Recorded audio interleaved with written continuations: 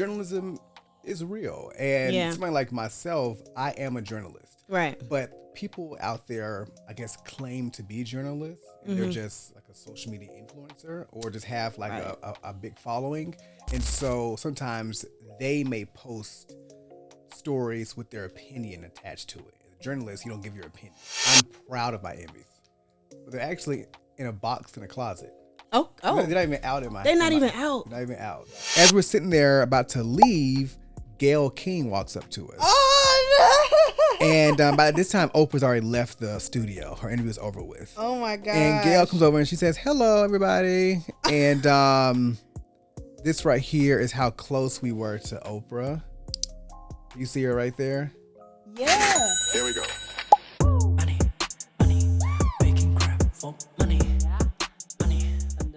What's up, guys? This is Brianna Moore, your host of the Conversations Unearthed podcast, where y'all come for me, but you stay for the guest. I like that. You like that?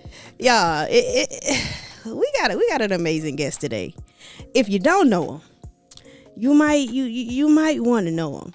So we have Mr. Franklin White, a 3-time Emmy Award-winning journalist. Franklin joined 12 on Your Side in Richmond as an evening anchor in November 2023. Before making Virginia his home, he spent 6 years reporting at WSVN TV in Miami, covering national stories like the tragic Surfside building collapse and the Parkland school shooting. His career spans across states, beginning in Albany, Georgia, then moving to Huntsville, Alabama, before landing here in RVA. He holds degrees in broadcast and new media journalism and is a proud member of Alpha Phi Alpha and the National Association of Black Journalists. Today, we will talk about his journey, the weight of covering national tragedies, and how he's adjusting to Richmond.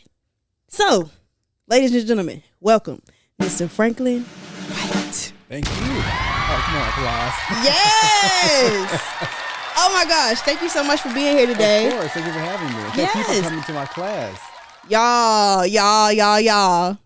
Mr. White, Professor White invited me and my former co-host Heather to speak to his class at Virginia Union University at HBCU about podcasting. And y'all, it was such an amazing experience.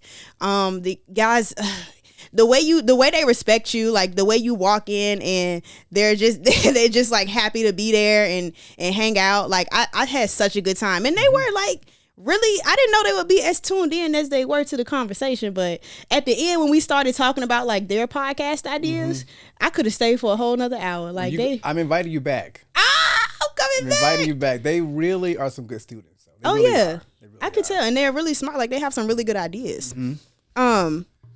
Before we get started, okay, I just really want to know. I gave you a little bit of an introduction. Okay, but if you're just meeting somebody out in the world, how would you introduce yourself? Just Franklin. Just Franklin. You know, the thing is, my EMMYs, honestly, I'm proud of my EMMYs. But they're actually in a box in a closet. Oh. They're not even out in my. They're not even out. They're not even out. So I don't see myself as just that. I'm just Franklin. Honestly, like I like to watch YouTube.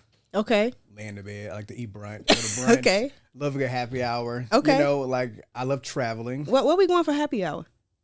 Look, I'm new here. You tell me.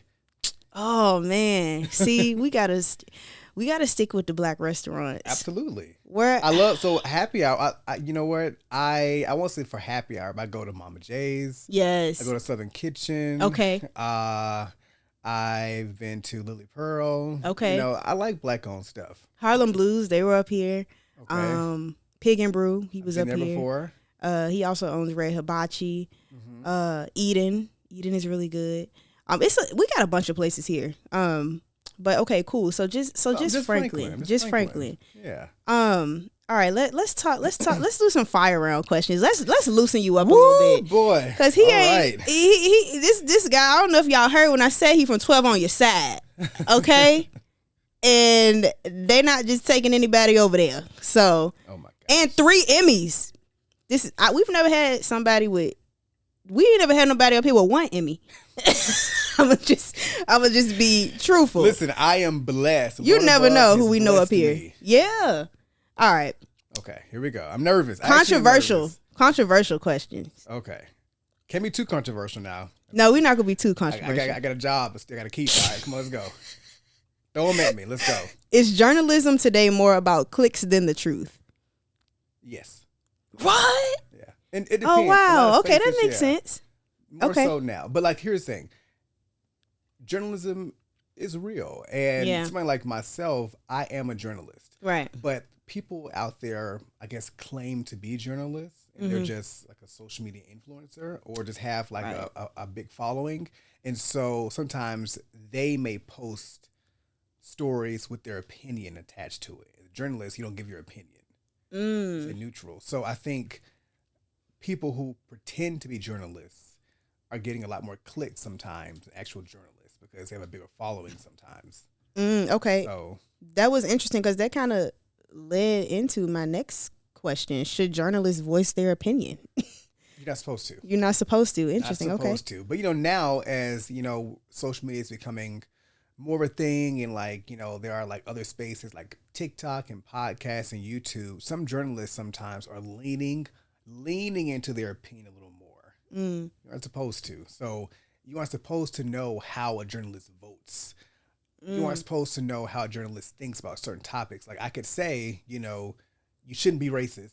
That's a given. Right. But I can't give my opinion on, if you're wrong about something, yeah, I can give my opinion, but I can't say, an opinion about politics or certain opinions about things. You gotta stay neutral. But if something's obviously wrong, I can say that's wrong. You shouldn't do that. I got you. I don't agree with that. I got you. So, okay. Yeah. Is social media helping or hurting journalism? God, that's a hard question because in certain ways, social media is the only way people get their news. People our age, that's true, don't watch the news. People younger than us, I should say, they don't watch the news. We grew up in a time where we may have caught the news because our parents were watching the news or our grandparents watching the news. But kids now or teens now or even my students in college, they do not sit and watch the news. They don't, yeah. No, but they get their news through social media, TikTok, YouTube, Facebook, Instagram. So social media does help. Yeah. Yeah. I agree because I haven't watched the news in a while. Look, the gag is me either. You know what I'm saying? I'm on it, but right. When I'm off, I don't watch the news. I consume it through social media. Yeah, but legit social media sites. Okay. Is there a story that you regret not covering? Like has something been pitched to you and you were like years later you were like, dang, I should have reported on that. Not you get me going, Yes. huh. Things that make you go, I will say it's right here. Okay. If there was a story, I would have thought about it immediately. Okay. Yeah. So it okay, I got you. That I felt like I should have covered and did. So no, I don't think so. Okay. Are you not a financial podcast? Yeah. So we go get into it. Okay. What's the brokest you ever been? In my first television market. Okay. In Albany, Georgia. People don't realize this. When you are a work in journalism, you start from the bottom up. That's what I've been learning. And you start from the bottom and they call it market size. Yes. And so Albany, Georgia, great city. I met two of my best friends. I'm going to two of my best friends I met there. One I'm seeing next month in Atlanta. Okay. Still friends all these years later. Like talked to her on FaceTime last night. And another girl, we're going on a cruise together for my birthday next month. Oh, nice. So Albany is a great city. It's a smaller city, but I met two people who I love through Albany. But the city's, like the market size is so tiny. It was like market 160 something back in the day when I worked there about 13 years ago, whatever it was. But my first salary, I'm going to tell you this on your podcast. Breaking news alert. $23,000. A year? Yeah. And this is fresh out of college. Like you didn't get a few years out of college. A few years out of college. Okay. It took me about 3 years to get my first reporting job. But when I got my first raise, I got a promotion there. I became the weekend anchor. Let's see, report during the week, $26,000. And I thought at that time, I was like, oh my, Oh, we get money. Like, I'm doing something. yeah. So, yeah, that was probably the brokest, you know. Oh, wow. Yeah. Interesting. So 23,000 out of, well, your first anchor job. Reporting job first. Reporting job I got promoted first. to weekend anchor. Okay. And I got $26,000. Wow. Yeah. Okay, and now we're at 12 on your side. So what's the difference in market size between Albany? Oh gosh. I don't want to lie about the market size to you. I don't. Or like a ballpark. Maybe between 50 and 60s. Okay. Like So the salary a lot better now. right. So I went to Miami, which is market 16. Yes. 17. Yeah. Oh, nice. Okay. Right. And then I came, but I was a reporter only in Miami. Okay. So I wanted to become an anchor. So I came down to get, because this is my first time as a full-time anchor. Okay. I had to come back down in market size. But thankfully the salary is still good. Good. Because I had good experience and a longevity that my salary is great.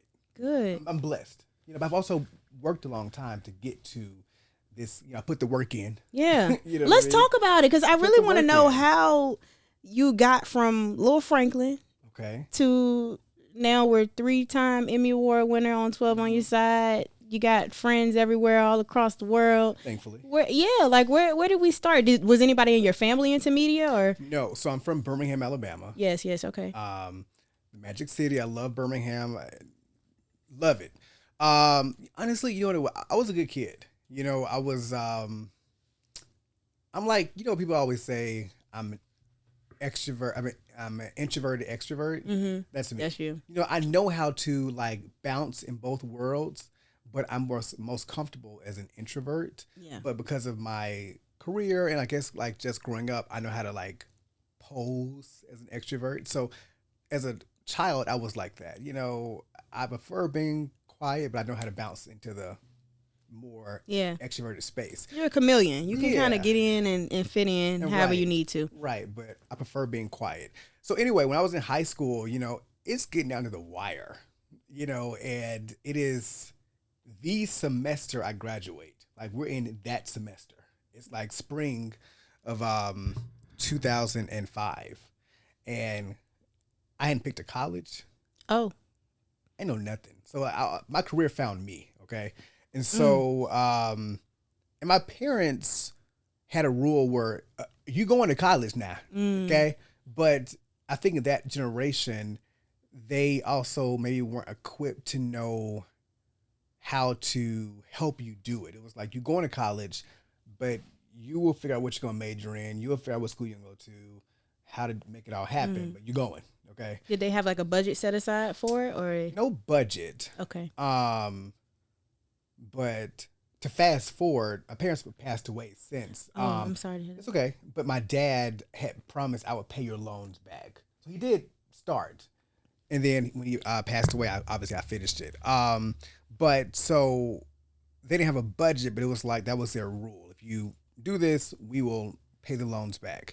So I had no idea what school to go to major in anything. And so,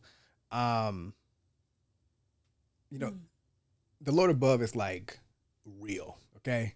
So my guidance counselor made this, she built this massive career fair and she invited everybody from local Birmingham, like doctors, lawyers, you know, it was journalists, everything. And she was like, you know, you haven't picked a school or nothing yet. And I guess because she knew me, she said, I think you should try to go to the journalism career part. The journalism section of the career fair. I was like, oh, okay. She saw that in you. Like right, you know, because I guess she knew that like, I had a personality. Yeah. I wasn't too extroverted, but I still knew how to be in the middle. And it was her. I never thought about that at all. You know? And so I went to that section of the career fair, and they had 2 local reporters and 2 local anchors come and speak to the class. And from that point on, I was hooked. And so one of the local anchors said, you know, she told me what school she went to. and she said, you should go to this school. It's a good school for broadcasting. And I did it. And I was hooked. And I was like, wow, like, thank you. Miss Gaylor was her name, my counselor. Shout out to Miss Gaylor. Yeah. Wow. So all of this started from somebody just seeing something in you and literally not just seeing it in you and saying, go get it. Right. But bringing the resources to you. Right. She brought it to it was the high school. It was like a big, massive career fair. And she told me which section to go to. Wow. I just said, okay. Steps ordered. Like, literally, steps ordered. Yeah. Yes. You were meant to do. That's insane. Wow. Okay. So, do you have any brothers and sisters? I have an older sister, younger brother. Okay. My sister's a lot older. She's like 11 So, you're the middle child. Okay. My brother and I were 18 months apart. Okay. So we are very close. Okay. So it's just great. She's a lot older. Yeah. You know? So I'll see him next month as well. Nice. Very close. Okay. You know? Where is he at? Is he in Richmond? He's in Birmingham. Oh, he in Birmingham. My family's in Atlanta, Birmingham, and like California, but mainly Atlanta and Birmingham. So let's get to my favorite part of the conversation. Let's go. Come on. Is Franklin dating? Franklin is not. Franklin would like to date. Okay. Look like you here by yourself. Like you handsome. Franklin would like to date. You got a good job. You got things going for you. Like what are the what are the suitors? If you see any, okay, listen. Bring them to you. Dry. The phone's dry. I don't believe that. Maybe a little moist. A little moist. Okay, let's say a little moist, but not too much. Nothing's happening. Okay, nothing major. DMs, they in the DMs. DMs are there. DMs are there. They're okay, there. It ain't just. It's nothing that you go. It's entertain. okay. It's okay. You listen. Let me tell you something. I'm 37 years old. Okay. Okay. And so I feel like I knew that, but I'll be 38 next month. Okay. And so okay, birthday. Where I am in my life is that 10 years ago, all the DMs have been just answered. It'd been easier to get to me. Right. Now, I can see 40. Okay. Yeah. Yeah. Like 40 is like right there. Yeah. It's right there. And so it's not as easy to get to me. Okay. You know what I mean? It's like, because I have more expectations, where it's like I have my own life, my own dreams, you know, I have my own expectations, and my time is valuable. Okay. So I don't want to waste my time. Yeah. Because, you know, like, I don't have time for BS. Yeah. You know, so, but yeah. So April, so your birthday's in April. Are you an Aries? I'm a Taurus. You're a Taurus, me too. I'm May 4th.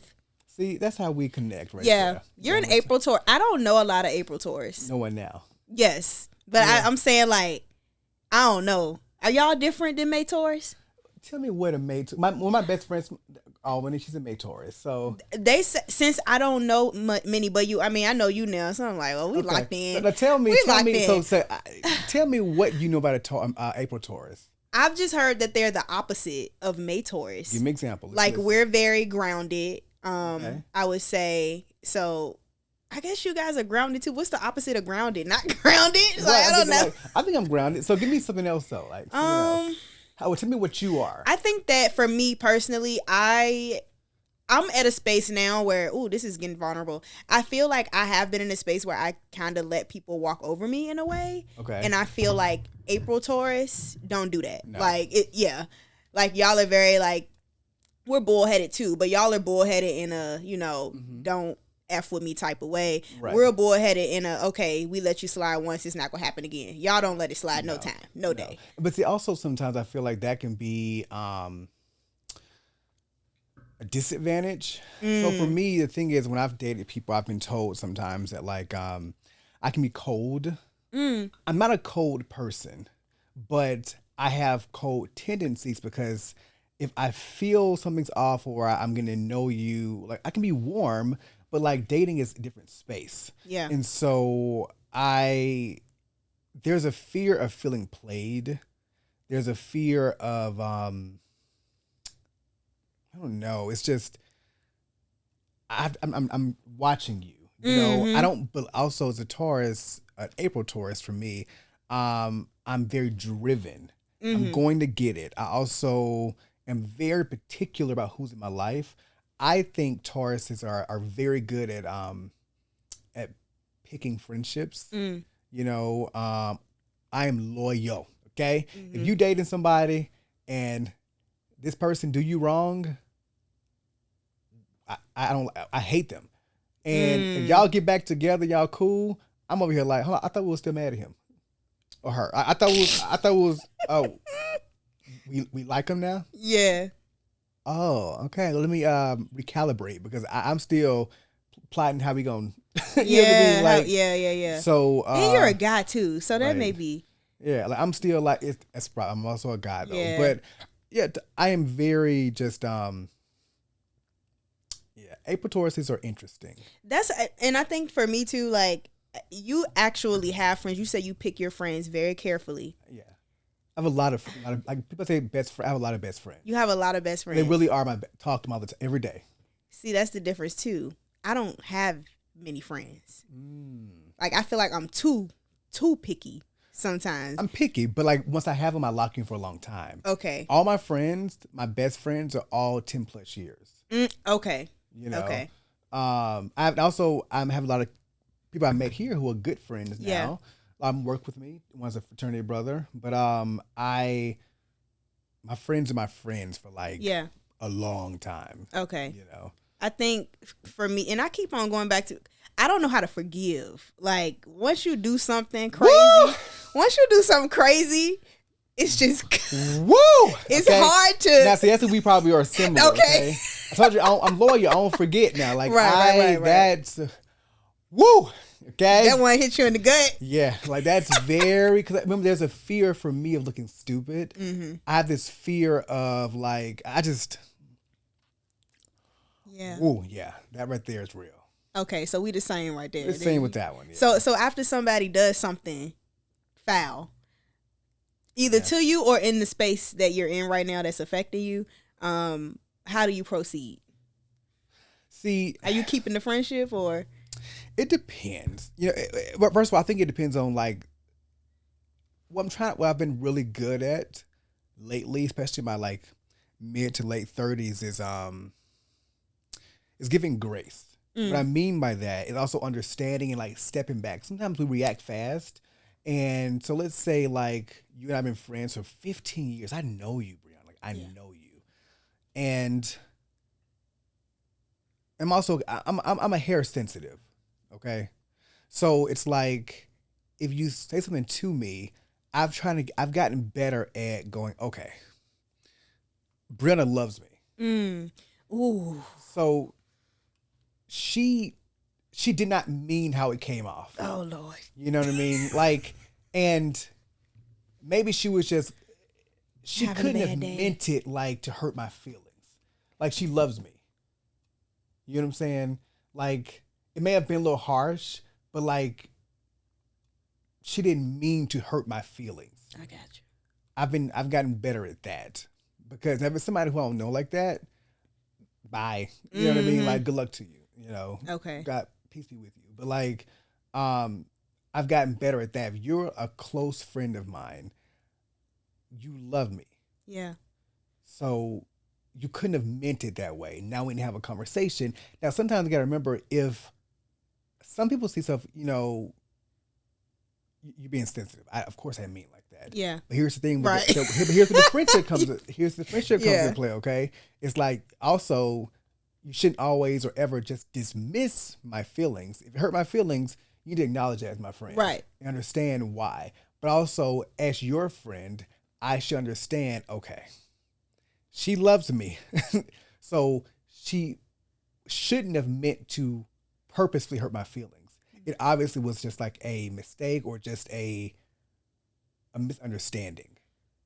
Yeah. This is a whole masterclass on friendships for me now. I love friendship. Like I'm just like so going through this life. Yeah.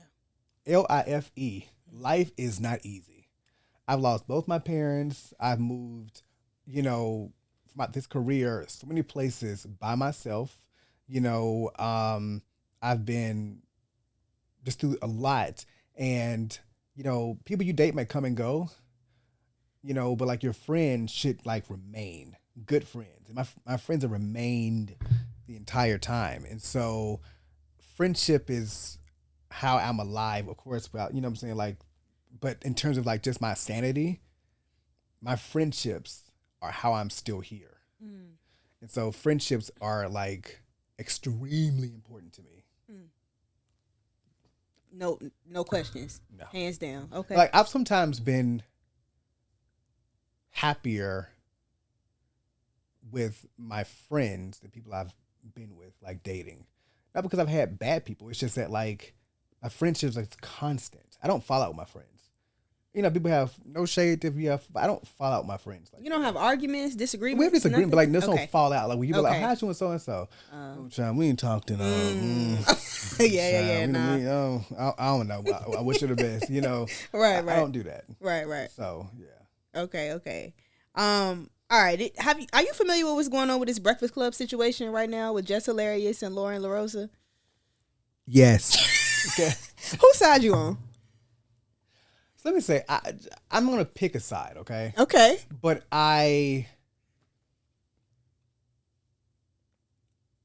won't pick a side because I don't want to. I already picked my side. Okay, you know what? F it. Okay,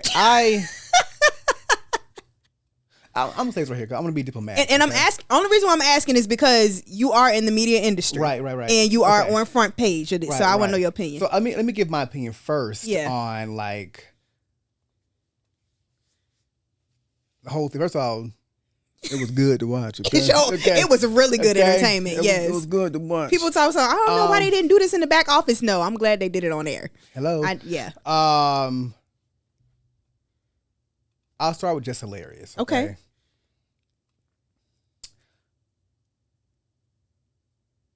What I feel bad about and feel sorry for her about, hear me out, okay, is she clearly has some feelings. Yeah. And she didn't know how to express them properly. And that's true. Yep. And so I could see the frustration in her and see how her frustration was boiling because she didn't know how to express her frustration and properly. And I feel as though she feels unseen, But you also cannot express your feelings the wrong way, though. Yeah. Because a lot of times how you feel, just people don't care because it's how you're going about doing it. Now, Lauren LaRosa is a journalist. Yes. Lauren LaRosa, I don't know this to be true, okay? But in my mind, she was hired as a producer. Yep. For the show. Which nobody knew. I mean, I didn't know until just went on her rant that she was hired as a producer. But she had her own goal of sitting at that table with headphones and the mic. Mm-hmm.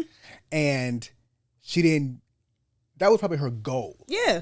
Like I would love, I'm going to do what I wanted. I'm going to sit in that seat. Yeah. But not to take her job, not to be shady about it. Yeah. I'm just going to be that damn good. Yep.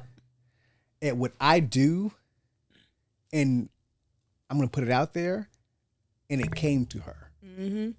And I follow her on social media. I follow them both on social media. And I've been a fan. I mean, I've been a fan of Jess with a Mess. Like, this is like old. She's been really. This has been around. This ain't new. Yeah. Like the real hardcore Jess with the Mess. That's been years. So she is like, that's really, and it's funny. Yeah. I've been following Lauren LaRosa for a while now. And like one thing I appreciate about her is that you clearly see her building her own brand as a journalist who really has her foot in Black media. And so she is just in her own lane and just happened to just have, in my mind, a goal to be in this space. And through her own hard work and her own talent, it came to her. Yeah. It's just, you know, I'm guessing that behind the scenes with the communication, it made everything does not mix properly. I'm assuming that, you know, one person felt like, well, I deserve to be here. Maybe somebody else feels like, I ain't saying you don't deserve to be here, Yeah. but how you got here just ain't right Yeah. with all this. Well, I look. That was my best way of putting it together very I'm- diplomatically. No. Go ahead. You give me I'm your on real. Jess' side all the way. Oh, you on Jess' side. Okay, so I'm on Jess' side. Okay. I'm on her side. Like you said, I feel like she did not articulate it very well because you went live on Instagram and started ranting about your coworkers, like your very public job. Yeah. Like you started running them through the mud. I thought that was unprofessional. And then you go on the next morning, and after the unprofessionalness, I'm like, dang, just like you wilding out right now. But looking at the show in that morning of how they all kind of like were talking to Jess about it, it honestly felt like they were a little bit gaslighting her. Like she was like, yo, if my segment is just with the mess, why is Lauren saying the segment? Why is she in my seat? I picked her to sit in my seat so that I could go on maternity leave. I come back, she's still here in my seat. Nobody explained anything to me. I just came back and she was still here. And that's just raw, real. Y'all should have kicked it to me a little. We should have had a conversation about it. But Lauren, I don't have no ill will. I honestly, if that was me, I would have probably did the same thing. It's not my fault that they want me in the seat. They want me in it. I've worked my whole life for this, my whole journalistic career for this moment. Yeah, I'm sitting here like, I'm sorry you feel some type of way, but it's here. And it was funny because I know Jess, when she had came into the Breakfast Club, I guess Lauren was getting on the elevator and Lauren like shut the elevator door in her face. Oh, really? Yeah, they talked about it. And Jess was like, yeah, like I know you feeling some type of way because you shut the elevator door in my face. And Lauren was like, hey, I ain't know what you was on. Like, because that's how Jess carried it. Like I didn't like the way that she carried it online, because it's like, now you got to come to work and see these people. And I think the issue with that situation of how Jess handled it, her co-hosts are looking at her like, yeah. So it's like they probably were gaslighting her. I'm not, that's your words, not mine. Yeah. But they were probably like, girl, that's not how you handle that. You know what I'm saying? Yeah. And if you had a problem with how things were, what you do is either you go to HR, you hire an employment lawyer, you handle it, you incorporate handle America, it the right way. Yeah. And so the thing about I felt bad with Jessica. I told you, the way she handled it, it just looked like a jealous girl who just jealous of another black girl. Yeah. That's all it looks like. You don't want nobody else in your space.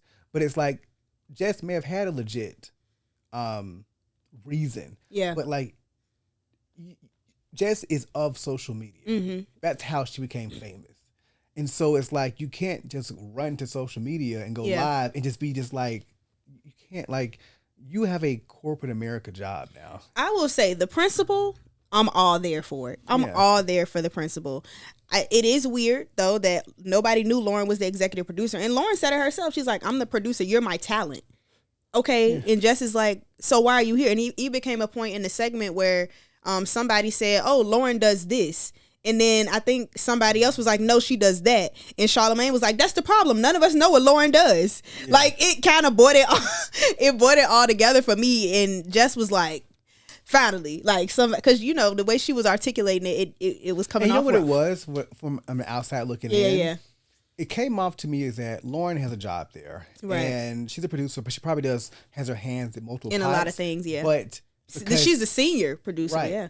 But because she is so good at her job on air and has so many sources, remember she's branding herself as a journalist. Yeah. They probably just like just plop her down because they probably didn't know they needed her. Right. The people who probably own the bosses, you know how somebody said can say I had no idea I needed you in my life. Mm-hmm. You know, it probably realized we didn't know we needed her. Yeah. And it's kind of, and probably when the comments were showing, cause trust me, I saw all the comments saying, baby, give Lauren this job. And of course, throwing Jess under the bus saying, why is Jess, cause Jess brings the comedic relief. But remember, people don't watch the news anymore. Okay. Yep. So they're looking at social media and other outlets to give the news. What did Lauren bring? the news. Yes. And she didn't bring just the news. She brought, oh, my sources say this is going on. So people are looking to her like, oh, wow, you bring in the news and the source. Like, and like and I mean, she's from TMZ. Like, right. And not just like the news in Iraq, but like, baby, the news about who the real tea with so and so. Like literally standing outside Wendy's hotel room. You know what I'm saying? Like that's how I think she really became like big, because it's like, and Wendy confirmed that on the show. So it's like you know, these celebrities, you bring us the news that we care about. Yeah. Most people who listen to the Breakfast Club or watch the YouTube version are watching the big top 4 or 3 blogs. Neighborhood Talk, Shade Room. Yeah. And so Lauren is giving us that news we care about, like the black media news. And so it's like, Jess may say a few jokes here and there, but it's like, okay, girl, but what's happening with Wendy Williams? You know, that's cute, thank you, you know, haha. But y'all, Lauren to Wendy Williams, and so I feel like they probably were like, okay, we need her. Yeah, we know we needed her. We need her. Okay, I agree. Now. No, I agree. I agree. Like I said, no shade to Lauren. Let's take a quick break. We'll be right back. Okay. All right, guys, and we are back. Okay, quick break. Quick break. We had to chop it up a little bit. I had to give me a little drink, energy drink, because this conversation is giving me a lot of energy, and I'm so excited about it. I had to give me a little bit of a boost. All right, now we gonna get into the money. I want to get into the Emmys too, but we can start with the money. Do you invest your money? I do. I just started a high yield savings account. Okay. A few months ago, I wasn't embarrassed to say I didn't know much about a high yield savings account. I think, I don't know if it's just like in the black community or just in general, we don't know a lot about saving. We know about savings accounts, but like, I feel like accounts that build money for us, we're not doing anything. Yep. When you add money into a high yield savings account, it collects interest and that builds money for you while it's just sitting there. Yeah. And so I started that about 4 or 5 months ago, and I thought to myself, okay, I am behind the curve. But then you can do like some calculations on like some of the websites, and depending on what you put in it and how long you have it, in 30 years, I'll be, 67, I'll be good. Depending on what you put in there, but it also builds money over time for you. So I love high yield savings account. I have mine marked or linked in my Instagram account. Markets by Goldman Sachs. I think the rate is maybe like 4.5%. Okay. And literally, I mean, everybody who I tell about this account has never heard of this account before. So they have like this incentive program where if you tell somebody about it, like you refer somebody, they give you 3 months of the like 1% increase in your rate. I probably have that rate increase until next October. Oh wow. Like I've everybody who I've told about it has no idea. Like it's crazy, but we'll talk about that. we'll talk about I mean, I'm talking about my mom. I'm talking about friends, family. Like these are older. Yeah. Okay, so you invest your money inside of the high yield savings account. What about like stocks? So I have a Merrill Lynch account. Okay. I don't do like day trading, that kind of stuff. Yeah. But like I have a financial advisor through Merrill Lynch. Got you. And to be like perfectly honest and like transparent, when my parents passed away, they worked their whole life, and they of course left us like like what they had in their what they accumulated. Yeah. And so my siblings and I didn't just take that money and go buy a house and cars. Yeah. Run with that. Do what you want to do. Right. We just put it into a Merrill Lynch account, and like we have an advisor who like, puts in stocks. He watches the stock market and helps us to gain more money or that's smart. Whatever. So I myself am not in stocks, but I have somebody who does that for me with that money. So you do have stocks. I do. I just don't know anything about stocks. They're being actively managed by someone else. By somebody else. Gotcha, if I had to do it, I'll be. I got you. Yeah. Okay. I love it. I don't know what that stuff is. Okay. So is it like you may not know. Is it like in a 401k, like a retirement, like an IRA kind of thing? Oh, okay. So it's a retirement. Okay, cool. Yeah. Okay, good. So you got some target date funds that will reach a certain number by the time you retire. So that's pretty good. So it sounds like a safe investment. Right. And because I will say, because of that, remember, we're still like, we may feel like we are adults. Yeah. But like, I feel like sometimes I'm like a adult in training still. Yeah. But what that taught me was that, like, my parents, worked their butt off. Yeah. And my parents aren't here to see how they have helped my brother and my sister and I. You see what I'm saying? So it's like, their hard work, their love for us is how, if I have a massive emergency or I want to invest, or I am investing through my financial advisor, if I want to do certain things, we're all good. So it just shows me now, when you want to have your own family or just your own amazing retirement, how the work starts now. Yeah. It starts now, because if you want to have a nice life or gift to your kids once you're gone, or whoever you want to give your funds to, your hard work, your hard-earned money to, it's like, that starts now. What we have is from my parents' 50 years of working. You know what I mean? And them having the thought to invest their money, save their money, have, all these just avenues, so that, because if they were still living, that would be obviously their money, and they would be living a nice, beautiful retirement. And so, because of their hard work from 40 years prior. Yeah. So, yeah. So, well, now I'm interested. Did your parents, was it expected when they passed? Dad, no. My mom, it seemed like they were young. Like, my mom died at 69, dad at 59. So they were very young. Wow. They both died unexpectedly. Yeah. My dad was really unexpected. Yeah. He was 59 years old. He had a massive heart. He was cutting grass. Jesus. Okay. And we had a rental house, which we still own in our family. My cousin lives there now. He was cutting grass. At the time, we had a renter there. Right. And who had been there for quite some time. And she heard the lawnmower stop. And she was like, wow, he never leaves and doesn't say goodbye. Whoa. And she looked outside and she had saw him laying there. So, yeah. So, but, like, it was unexpected. Yeah. But, one thing I always say, if anything that I've learned in my life is that I think why friendships are so important to me, and obviously family and everything too, is that, like, I really understand when you can leave somebody and not see him again. Like, we could part ways today, or, the way I live my life is, like, I live my life. You know what I mean? And because you don't know, life is short.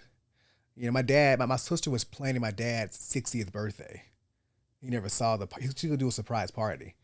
He never saw it, So I take life seriously when it comes to savings. This is a financial podcast. When it comes to, like, living your best life, having great friends, eating good at restaurants. You know what I mean? Like, I love being full. And it seemed like you don't really leave anything unsaid. I don't. Like, you don't have any final words. You've already told him. He knows how you feel about him. Right. Yeah. And so, and both my parents, I will say, when they passed away, there was no animosity. So, like, my dad and I talked on a Monday, he died that Thursday. And we got the phone. It was all right, cool, talk to you later. My mom, same thing. Yeah. We spoke night before she passed away. There was no, like, fights, so we weren't in a bad space. But I'm always thinking about that kind of stuff. Okay. So yeah. Okay, I'm sorry, I had to. No, listen. Here's the thing: people don't realize these are my parents. Yeah. So I don't mind ever talking about them. I love them. You know what I mean? Like, yeah, it was a bad situation, them passing away. But, like, why would I ever want to not talk to my parents? Well, okay, so I'll tell you why I feel like, sometimes I push a little hard and I ask questions that may make people uncomfortable. I grew up in a what stays in this house, what goes on in this house stays in this house type of environment. Right. So for me to have these very candid conversations with people, I do feel like I have to apologize sometimes, because I feel like that's not how I was raised. Right. And sometimes people do feel like that, but for me, again, it's like my mom and my daddy. I will never not want to talk about them. I love that. I love it. And it may be hard. People say, let's say I start crying right now. Okay. Yeah. I'll cry through the talk. You know what I mean? Like, but it's fine. Yeah. You know? Wow. Okay. I love that. That's interesting. All right. Back to the investments. Okay. I heard you say that you guys own a rental property. Uh-huh. So you have some real estate. Yes. That is it just that one rental with the tenant in there? Yeah, my cousin lives there now. Oh, your cousin. Okay. And her fiance. And the house we grew up in, though, my parents did pay it off as well. What? Yeah. Wow, okay. So the house, the rental house, was my dad's. He moved to Birmingham right out of college. Gotcha. Okay. And so he lived in that house. My parents my mom and him met. He had that house. Okay. She moved into his house for like a year. They had me and bought the house I grew up in. So he just kept that house. And smart. Just very smart. Yeah. Again, it's funny because growing up as a kid, you know, we'll go to that house. He would cut grass. We'd go with it sometimes. It was just a house. Yeah. Like, child, you know, right. But then as you get older, you realized my dad was a smart man. Yeah. My dad thought to keep this house and pay it off. And he and my mom lived in the other house for 30 years, paid that house off. Now, that house, we sold it. Okay. Because my aunt bought it from us. Okay. Yeah. So your mom's sister. Yes. Okay. Nice. And so we sold that house. And are these houses in Birmingham? Both of them? Okay. Yes, yeah. And so yeah. Nice. We still own the house. It's a rental house. Okay. It's a lot smaller though. Oh man, that's amazing. Pops definitely had y'all, especially in a time where, like you said, like I feel like we didn't really talk about money. Like I mean, black people. We still don't. We still don't. Still don't. I was literally talking to somebody yesterday, and this was a white woman. And she was like, she was trying to start her business like 18, maybe 30 years ago or something like that. She's like, the men wouldn't give me a loan because I'm a woman. Like I had to have a male partner to do that. And she was like, it's interesting. And cause she listens to my podcast, she was like, I feel like women, when we talk about like, oh, who are you dating? Like, what are you having for lunch? How are the kids? And she's like, men literally sit down with a drink and they talk about how to make money. They talk about their 401ks. Like they talk about their real estate. They talk about investments. Like they talk about how to start businesses. We don't as women. And she was like, I don't know if that has something to do with how we were raised. Like, cause we were raised to like cook and clean and be in the kitchen and whatever. But, yeah, so it's across the board, like black, white, whatever. But I do think that, I know black people were a lot more disadvantaged in that way. So when I do talk to people like, somebody like you with a father like yours who was on this information that's now becoming popular now in these days, he was on that way back in the day planning for a future for his kids. Like that's just, it's right. Admirable to me. I think so too, because it's only popular now. Yeah. Because as black people, we live our best lives. And so to live your best life and travel, have nice cars, have nice clothes, have all the built, you need money to do that. Yeah. And you want to have access to like all the airport lounges or all these nice credit cards or, all these things. You need money and good credit. Yeah. And so it's hard to live your best life if you don't have good credit. You don't have good access, you make money. And you need that stuff through education, or you need it through just inspiration, obviously, your faith. But so in order to get these nice things, and also sometimes if you want to flex social media, you can't flex sometimes with hoopty and like you want to flex, and so but sometimes in order to flex, you got to have the resources and funds and mindset to achieve that. I love it. Ooh, I'm nervous. I mean, it's not. That ooh made me scared. I like the question that was right there. It basically said like, would you rather like get paid a lot of money to do something that you don't really like? No. Okay. Because I started making really good money and went to Miami, but before that I was in Albany and Huntsville. I didn't make that much money, but I still loved my job. Because here's the thing. You have to sit at your job or do your job for 8 hours, sometimes longer. Yeah. I that's every day for 5 days a week, 8 hours or longer, doing a job you hate, make a lot of money though. Because like my mental health can only go. Yeah, I can't, that's true. For so long I can do that. You know what I mean? I think we get so caught up in like, I want to make a lot of money. We all do, but like you're making a lot of money and you digging ditches. I don't want to do that. Yeah. You make a lot of money and you down in a sewer, a lot of them roaches and stuff. You know, no shade. No. Yeah, no. I know. I'm not like saying. And some people love it. Right, some people love it. So let me be clear. I'm not trying to be those are bad jobs, but like I just, I don't want. It's not for me. And so it's like, you know, no. Even I had like, let's say I made a lot of money flying planes, being up all day. Like I don't want to be in the air. You don't want to do that yet. And have that kind of responsibility of people. You know what I'm saying? Like pilots make good money. But I don't want that responsibility and that time with my family all the time. That responsibility of flying people every day. Yeah. No, like I don't want that responsibility. I got you. You know, great pay. Right. Oof, $200K a year. Right. More than that. More than that. Okay. I know, like more than that. Oh, okay. You know, but like that's a responsibility. Yeah. I don't want. Okay. All right. Look, if I gave you $100,000 right now. Okay. No strings attached. All right. What's the first thing you could do? Pay something off. What you gonna pay off? Probably the. Oh well, let me think. No, because like $100 is not that much money when you think about it. It's a lot of money, not that much. Yeah. So I would probably put. I'm a very like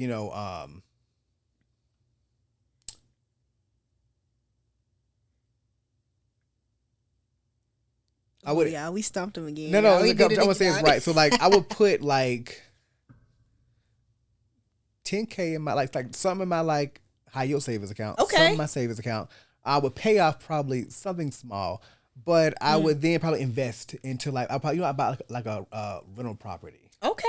Something like that, like an investment property. You go buy an okay. You know what I mean? Because I have a nice car. Yeah. Yeah, he do, y'all. Oh no, I mean, it's like, out there. No, nice. Man, like I'm good with my car. Yeah. Like it's an Infinity, right? Yeah. You know, I probably go a little shopping. Really, probably buy an investment like property and flip it. Yeah. Yeah. What's one thing people with money know that broke people don't? As someone with money. Something that people with money know. Yeah. That broke people don't. Well, it doesn't always just bring happiness. You know. Ooh, that's a good one. It doesn't always just bring happiness. That's a really good answer. What it does bring is probably well, they probably know a level this. of ease. I'll say it brings you a little bit. Yeah. Yeah, like less stress in certain things. You know what I'm saying? I agree. You're more. I think ease is a good word. Yeah. You know? I agree. Yeah. If money was not an issue at all right, would you be still doing your same job? Yeah. Yeah. I feel like you would. Yeah, like maybe like so if money was an issue, meaning like if I was able just to, maybe alter it a little bit. Alter it, okay. Yeah. Like to do what? Like, you know, honestly, I told my students, like, I think like I love this format. Right. You know, it's more flexible. Yeah, because if money was an issue, I'm sure, like, you know, this is no secret. I'm sure you can agree with this. Is that like this format is great, but isn't as pay the bills automatically? You have to like build to that and get an audience and things like that. Yeah. I walk into my job the first day, I'm already making money initially. Yeah. You know what I mean? There's a corporation, and just 2 weeks later, I get my first paycheck. You know, every 2 weeks, it's clear I'm getting a paycheck. Yeah. If money wasn't an issue, I think a format like this that would still mix in my job kind of mesh together. Yeah. I think that would be. If money wasn't an issue for me, I'd be doing this right full here. Time. Full time. I mean, I am doing this full time. Right. Like, so basically, you're good. You're happy. I'm very happy. Yeah. See, yeah. I think about this is that like, I don't mean like to derail it. No, but when I was coming up, podcasts weren't a thing. Right. And so I think most people who wanted to get into reporting or media wanted to do this, but this wasn't. But you didn't know this was a possibility because it wasn't a thing. Right. You know what I mean? And so you get into news or journalism because you get to kind of still tell stories like we're telling a story here. Yep. You get to be on some kind of camera like we are here. Yep. It had all the things, but the only thing that was like this back then was a talk show. That's true. That's the only thing that was like that. And so now, well, you know they calling me the next Oprah. Well, I'm calling me that. Hey, Oprah. How you doing, Oprah? You doing okay? Wait, speaking of Oprah, I seen a picture of you next to Oprah. So I met Oprah about maybe 5, 6, 7 years ago. Yeah. So I don't know when it was. Okay. But you was next to her in the picture. I mean, besties. Maybe a good friend. Someone to dance with, you know. Yeah. So my best friend, he works down in Chicago. He's a reporter in Chicago. Yeah. At the time, I was in Miami. He was working in Louisville, Kentucky as a reporter. And we were going to New York with 2 other of our friends who are also on television too. Okay. And he worked for a CBS station in Louisville. Okay. And I said, hey, see if you can get us, like, through your station, if you can reach out to the CBS network in New York and see if we can get, like, a free tour of the building, you know. And he did. He was like, hey, y'all, my station got us free tickets. Whoa, nice. We go. So we get to CBS News in New York, this big, huge, massive building, and we're in the lobby waiting for our person to come give us a little tour. We said, child, whatever, let's get a tour. As we're waiting in the lobby, I literally said, girl, that Oprah on this TV, you know, and he was like, Oprah is like in this building. And so we were just like, we got to meet Oprah. And the tour guide was like, that's not going to happen. And we were just like, it's gonna happen. Okay. You know, like I am literally like in the building with Oprah. Yeah. And so we get to the studio where she's being interviewed and we're just sitting there, 4 black men. Wow. And I'm just like, Oprah is right there. I'll show you the video. Ooh. Like, yeah, I need to see that. She's right there. Yeah. And oh my gosh. So I'm sure she didn't take it. Yeah. So as we're sitting there about to leave, Gayle King walks up to us. Oh no! And by this time, Oprah's already left the studio. Her interview is over with. Oh my god! And Gayle comes over and she says, "Hello, everybody." And this right here is how close we were to Oprah. Do you see her right there? Yeah. Oh my gosh. We were that close to her. And she was sitting right there. You see the video? Yeah. The picture? Oh, in the orange shirt or the pink looking shirt. And so when we were leaving, Gayle goes, "Make sure Oprah meets the reporters." Just like that. She yelled it to Oprah's assistant. Wow. And we were just like, okay, well, thanks, Gayle. Right. We're leaving. And Gayle yells out that. We were just like, whoa. Oh my God. And the tour guide was like, what the? You know what I'm saying? Because he would just told us we couldn't meet Oprah. Right. And Gayle was one who said, "Make sure Oprah meets the reporter." Just like that. And so we went and we met her real quick. It was very brief. Oh my gosh. It was very brief. So, how was she? Did she smell good? She smelled nice. I do remember that. Smelled good. But you know, it was so brief. She came out of the bathroom. She had changed clothes. And she came out, took a quick picture. She had to leave. Okay. I got you. She had other things to do. Right. But she was it was a pleasant, a pleasant experience. 45-second. Wow. Meeting. So yeah. Whew. See now, that's I grew up watching Oprah every day. So like, it was a dream come true. Yeah. See that's why it happened to you and not me, because I would be sitting here telling people like, yeah, we had lunch after and then we had dinner and one thing, only Oprah come back and be like, who is this? First of all, it's a lie, okay? First of all, Oprah, here's the thing. Oprah would shut all this down, okay? Well, you know what? That's true. Oprah has a lot of power. I think she would just like, and this is be over with. Yeah, her and Beyonce, Tyler Perry. Just like that. Yeah. Well, Oprah, you have an open invitation to come sit on my couch anytime. Speak it. Anytime. She coming. And it will be a massive studio when you come. You'll be a massive studio in downtown LA. Speak it. Okay. All right. What's your number? Like the number that it will take for you to just be done with everything and just do like your dream. I don't want to say that because you can live your dream right now with $10. That's true. You know, you live your dream right now. That's true.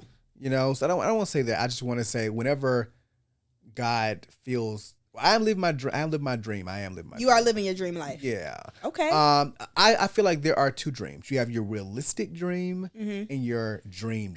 You know what I mean? Yeah. I'm living my realistic dream. Oh. Okay. You know? What's the dream though? It will be something like this. It would be something like this. The podcast. The podcast thing. Or just you know, like interviewing. This kind of having a conversation. Yeah. You know? I love my realistic dream. Of course, yeah. You know, but your realistic dream is a dream where you just know I'm getting paid every 2 weeks. Right. This is my job. I'm happy. I'm loving it, blah, blah. But this life, you have more flexibility, right? Yeah, for sure. You know. You don't have to answer to nobody. No, you have to have a Wake real up when conversation. you want. Yeah, good conversation, which is so like, it fills my cup. It's like a therapy session. Thank you. You know, and like you probably get to like, you know, you get to take shots on air if you wanted to. Oh yeah. You get to curse. I mean, you could do. There's no stipulations. And again, I love my job, but obviously I have rules. Yeah. I have to follow outside of work and at work. Yeah, for sure. So. Okay. Well, we're gonna get ready to end it, but before we do, okay, I want to talk about these 3 Emmys. How did we get? First of all, how did you get the first one? So the Emmys were all from Miami. Okay. And the first one was, and they were all like group Emmys. I didn't win them just group Emmys. Okay. It's like team, they call it team coverage. Okay. And so they weren't individual. Yeah. Emmy, but still we all still. I'm won. gonna say your name was on. Your name is on myself. So that's my why. name just says Franklin. Exactly. But we all won as a group 3 times. You. The first time was it was like coverage of like a hurricane. Okay. And then wait, so what were you doing? You were on the ground, like you were in the hurricane. So the hurricane hadn't come. Oh. It was like preparation for a hurricane. Oh, okay. And we did, our whole newscast was about preparing for Hurricane Dorian. Oh, yes. And that was in I don't know, 2019, 2020, something like that. I can't remember what year it was. And then the next 2 we won the same time. It was like there was a huge condo in Miami that collapsed. Oh. And killed like over 90 people. And we were out there like in the rubble, and like the building is just demolished behind us. Oh my gosh. And so and we won for those 2 Emmys. So typically, for the most part, not every story, but most part, when you win an Emmy, a lot of times it's for a tragic situation. Yeah. You know, it's like sad or like horrible. So it's always you celebrate the Emmys, of course. Right. But you ain't just like, I'm glad they all died. I won an Emmy. Right, it's not like that. Right. But like, you just like, you know, it's for the work you put in for the coverage of that story. I mean, you're literally putting yourself in danger out there, though. In a way, sometimes, but it's just from the outside looking in it, right? You know, if you know what story you're covering, if you're covering, if you're in a hurricane and you're like, oh, I'm about to die, you know, you blowing around, you know. But that's the job of a journalist. Journalists be in Iraq, journalists be in Afghanistan, journalists be in Gaza, and you know all these places covering. I ain't doing all that, no. You know, but like, or you're like a crime scene locally, you know. So it happens. Okay, interesting. It's always for me. I be like, why are they out there like doing that? Like, it ain't that important for you to be risking your life. But I understand now because it's like, well, that's a part of the job. That's what we do. Because the cameraman be out there. Y'all, did you see that? That reporter. It was a viral moment. Black guy. He had like a fro. And they were recording him out in some country town. And he had his reporter voice on. Yeah. And then that fly came and he was like, this country ass goddamn. Has that ever happened? Like, has something, I feel like you so polished. Right. But like, so I never like lost my cool like that. Okay. But like, that's it's live TV. It's live TV, yeah. Yeah. So things happen. So yeah. Okay. All right, cool. I feel like we got through a big chunk. Right. Of your life. Had fun. I had enough. You see my feet? My feet ain't never up on the couch. I'm having a glorious time. But I do want to respect your time, so we'll get ready to wrap it up. Okay.